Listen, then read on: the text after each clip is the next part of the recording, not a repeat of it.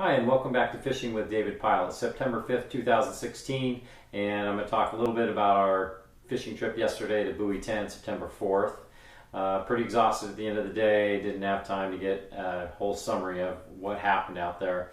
But it may be my last trip to Buoy 10. It's been a really mixed year. Some days we've gone down there and picked up one fish, two fish.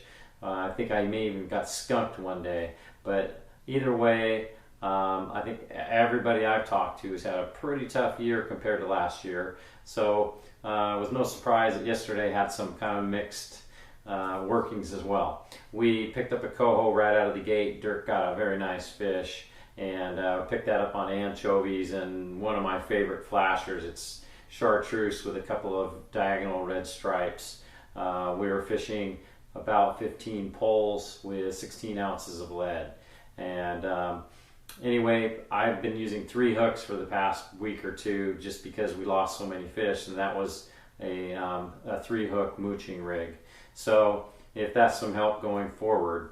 The rest of our day was kind of strange. We picked up a lot of little fish. I switched over to a spinner, true to my experimenting, which as I've probably talked about in several other videos, I'm not really much of a hardware guy. I tested spinners out reluctantly, haven't really given it a full shot. Well, yesterday I really made a big effort, and the spinner that I used seemed to be attracting a lot of small fish, 12 to 14 inches. And in one pass in the church hole, I had actually 3 successive bites. One was a lost fish, probably a bigger fish, and he came up right behind the motor and shook off. Unfortunately, if we could have got that one to the boat, it might have been something we could take home.